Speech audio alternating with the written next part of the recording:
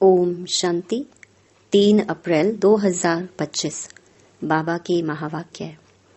मीठे बच्चे, तुम्हारा यह नया झाड़ बहुत मीठा है। इस मीठे झाड़ को ही कीड़े लगते हैं। कीड़ों को समाप्त करने की दवाई है मन मना भव। प्रश्न। पास विद ऑनर होने वाले स्टूडेंट की निशानी क्या होगी? उत्तर। वह सिर्फ एक सब्जेक्ट में नहीं, लेकिन सभी सब्जेक्ट पर पूरा ध्यान देंगे। स्थूल सर्विस की भी सब्जेक्ट अच्छी है, बहुतों को सुख मिलता है, इससे भी मार्क्स जमा होती हैं, लेकिन साथ साथ ज्ञान भी चाहिए तो चलन भी चाहिए। दैवी गुणों पर पूरा अटेंशन हो, ज्ञान योग पूरा हो, तब पास विद ऑनर हो सकेंगे। गीत। न वह हमसे जुदा होंगे। ओम शांति। बच्चों ने क्या सुना? बच्चों की किससे दिल लगी हुई है? गाइड से। गाइड क्या क्या दिखलाते हैं? स्वर्ग में जाने का गेट दिखलाते हैं। बच्चों को नाम भी दिया है गेटवे टू हेवन। स्वर्ग का फाटक कब खुलता है? अभी तो हेल है ना। हेवन का फाटक कौन खोलते हैं और कब? यह तुम बच्चे ही जानते हो। तुमको सदैव खुशी रहती है। हेवन में जाने लिए रास्ता तुम जानते हो।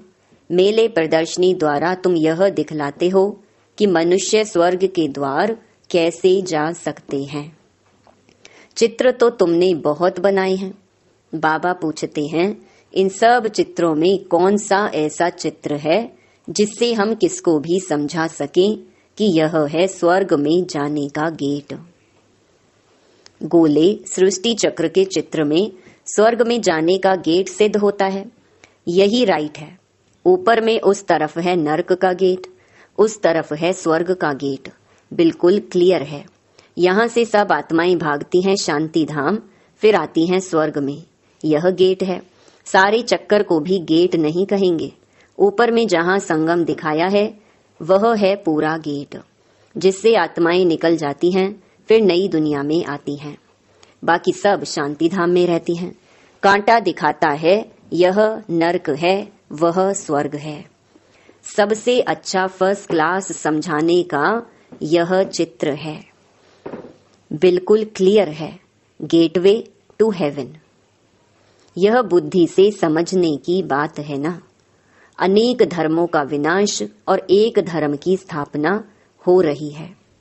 तुम जानते हो हम सुख धाम में जाएंगे, बाकी सब शांति धाम में चले जाएंगे। गेट तो बड़ा क्लियर है।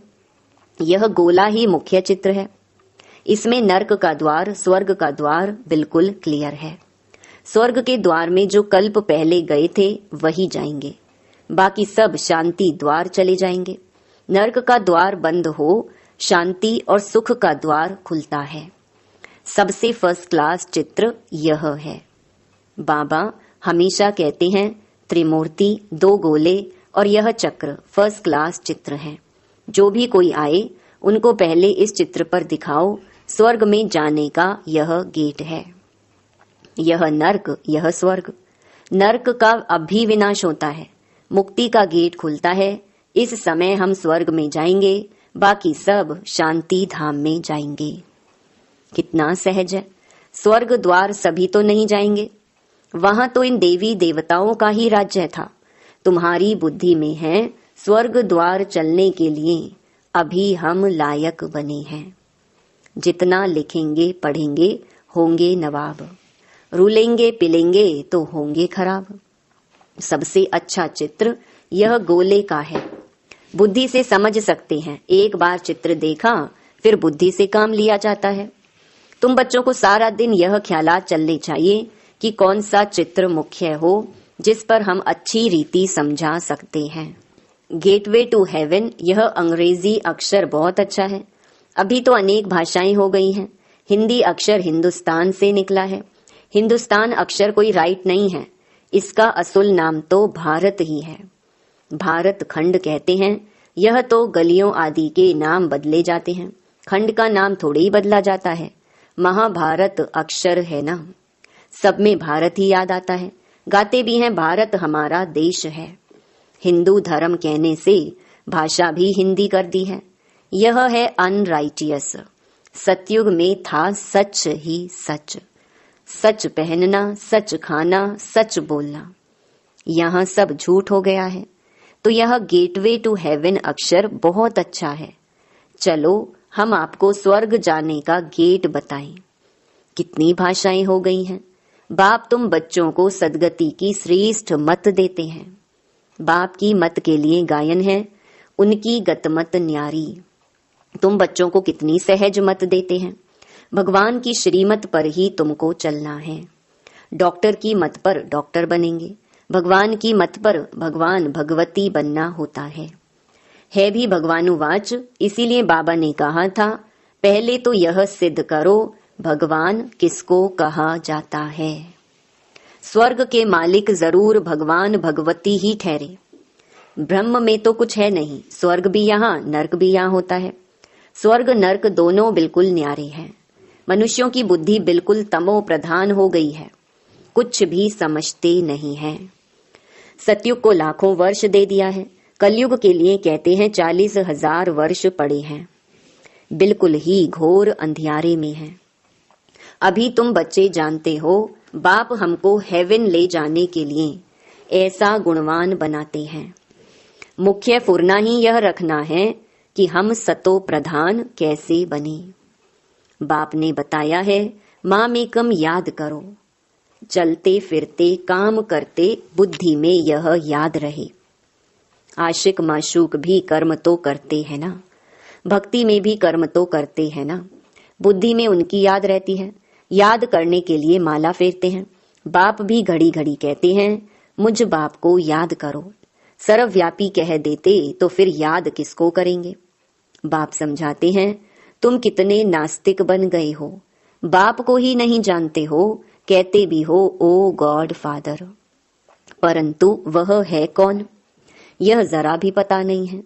आत्मा कहती है ओ गॉड फादर, परंतु आत्मा क्या है? आत्मा अलग है, उनको कहते हैं परम आत्मा अर्थात सुप्रीम।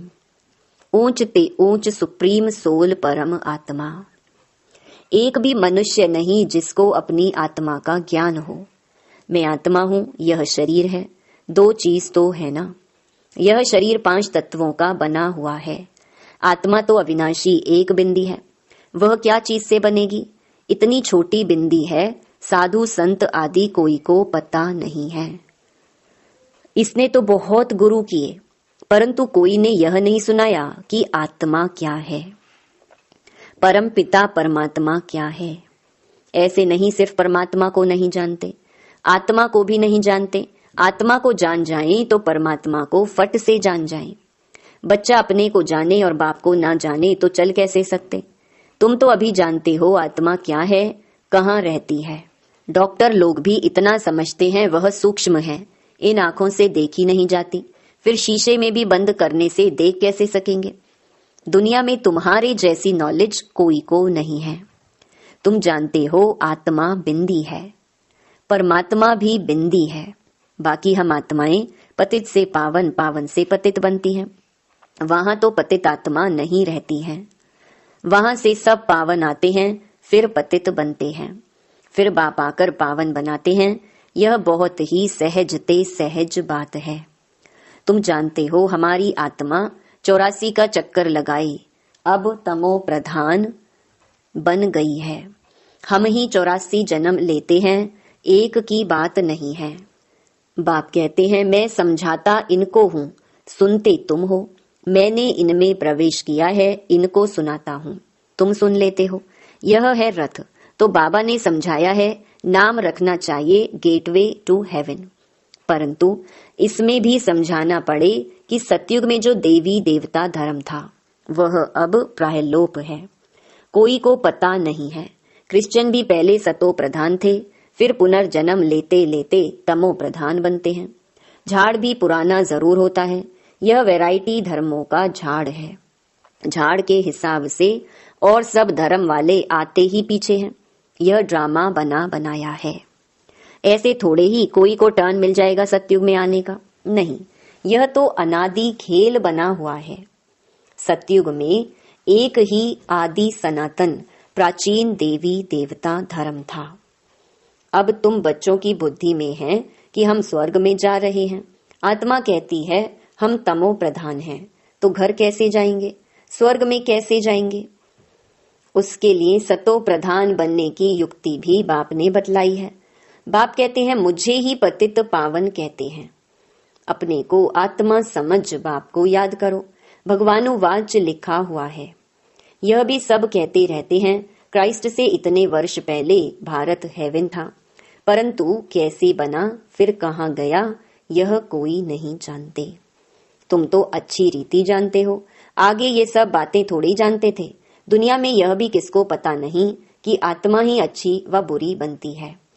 सभी आत्माएं बच्चे हैं, बाप को याद करते हैं। बाप सभी का माशूक है, सभी आशिक हैं। अभी तुम बच्चे जानते हो वह माशूक आया हुआ है, बहुत मीठा माशूक है, नहीं तो सभी उनको याद क्यों करते?